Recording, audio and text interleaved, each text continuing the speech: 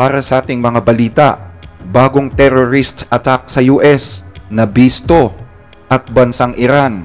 Wala na bang planong gumanti sa Israel?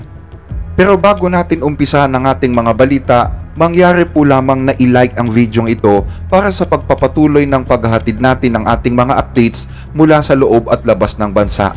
Malaking tulong po ang inyong like para sa aming mga content creator. Maraming salamat po.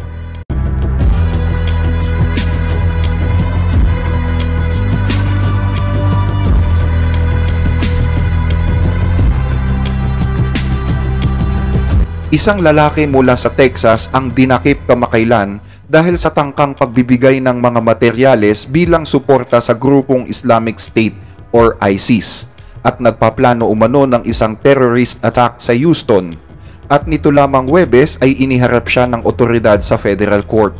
Inakusahan ang lalaking si Anas Said ng pakikipagsabuatan sa mga teroristang ISIS kung saan kabilang dito ang pag-aalok niya ng kanyang sariling bahay bilang taguan ng mga miyembro ng teroristang grupo.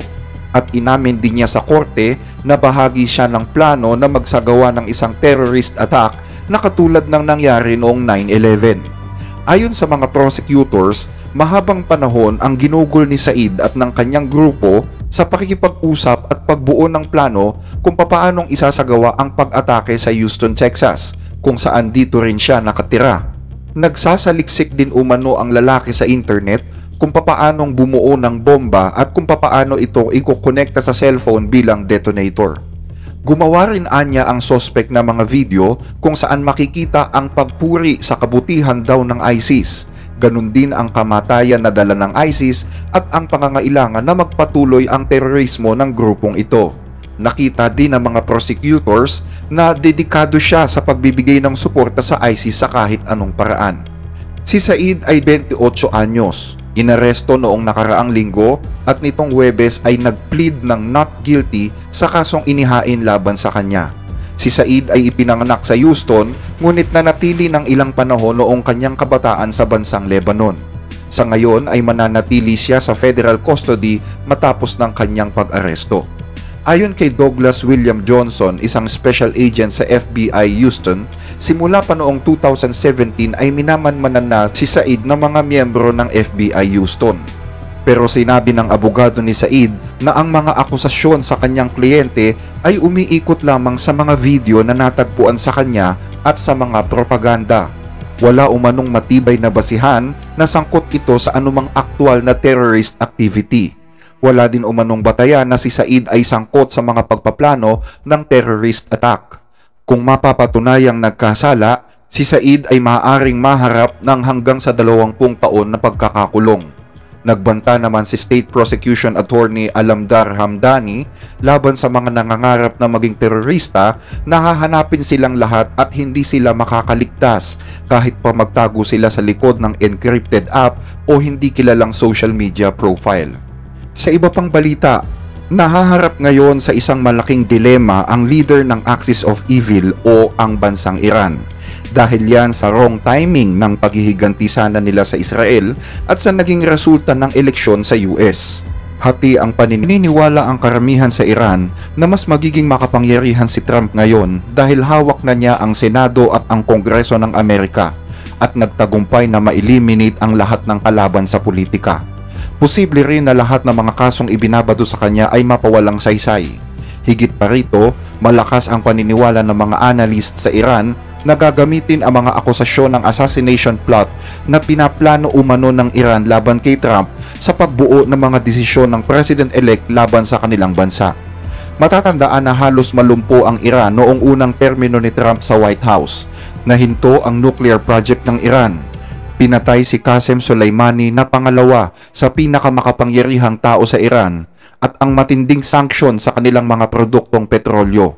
Ngayong bumalik na si Trump sa pwesto, nagkataon naman anya na nalalagay ang Iran sa mahirap at mahinang sitwasyon, lalo na sa ekonomiya nito. Ramdam pa rin kasi ang hagupit na mga sanctions ni Trump noong kanyang unang termino at ang huminang puwersa ng mga proxies na matagal na pinaghirapang itinindig ng Iran. Ganon din ang pagkasira ng malalakas na air defense dahil naman sa pag-atake ng Israel noong October 26. Malakas ang paniniwala ng Iran na itutuloy lang ni Trump ang mga agresibong aksyon nito noong una, gaya ng economic pressures sa mga produktong petrolyo ng Iran na nagbawas ng matindi sa kita ng bansa.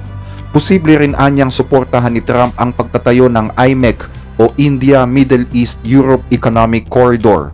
Ang IMEC ay isang economic project na naglalayong pag-ugnayin ang India, Middle East at Europa bilang isang network ng mga infrastruktura at transportasyon. Kung magtatagumpay ito, posibleng ma-isolate ang Iran sa ekonomiya ng Middle East at mawalan ng saysay ang kanilang mga rutang pangkalakalan dahil magkakaroon na ng mga alternatibong ruta sa UAE, Saudi Arabia at Israel na mga karibal ng Iran sa rehiyon. Posible ring suportahan ni Trump ang claim ng bansang Azerbaijan sa Zangor Corridor na kung mangyari ito ay mawawalan na ng access ang Iran sa kontinente ng Europa. Ayon pa sa mga analyst, posibleng bigyan ni Trump ng kalayaan si Prime Minister Benjamin Netanyahu na buwagin ng tuluyan ang Hamas sa Gaza at isulong ang iba pang mga hakbang laban sa Iran. Mga hakbang na maaaring humantong sa pagpapahina ng Iran sa ekonomiya at sa rehiyon, at posibleng magresulta pa sa pagbagsak ng rehimen doon. Sa ngayon ay pinag-iisipan na ng bansang Iran ang pagbabago sa kanilang mga plano. May ilan na nagnanais na bumuo ng negosasyon katulad ng ginawa sa administrasyong Biden. Negosasyon na pwedeng magresulta sa isang magandang kasunduan na pabor kay Trump bilang isang negosyante. Ikinukonsidera din nila na lalong palakasin ang ugnayan ng Iran at Saudi dahil makakatulong ito upang mapigilan ang Saudi na magsalita sa US ng anuman laban sa Iran. Umaasa din ang Iran na tutuparin ni Donald Trump ang pangako na tatapusin ang gera sa Gaza gaya ng sinabi nito sa mga botanteng Muslim. Kaugnay nito, binuksan na rin ng bansang Iran ang pakikipagnegosasyon patungkol sa kanilang nuclear project. Naniniwala ang Iranian Foreign Ministry na magkakaroon ito ng magandang resulta sa tulong ng diplomasya. Naniniwala rin sila na makakamit ito kung ipapakita ng bawat isa ang tunay na willingness sa kanilang panig. Bagaman batid ni Araghchi na pwedeng ibalik ni Trump ang mga pressure sa Iran sa kanyang pagbabalik sa White House, sinabi ng Iran na handa naman silang mag-adjust para kay Trump. Kaugnay nito, sa ngayon ay hindi na issue sa opisina ni Iranian President Masoud Pezeshkian ang gera. Abala ngayon ang presidente ng Iran sa pagpapatayo ng release ng tren na mag-uugnay sa Iran at sa Russia o ang tinatawag na Rasht-Ashtara Railway. Isang simpleng proyekto na maging sila-sila sa gobyerno ng Iran ay hindi nagkakasundo dahil sa issue ng land acquisition. Hanggang dito ang ating mga balita. Maraming salamat po sa inyong pagsubaybay at magandang araw po sa inyo.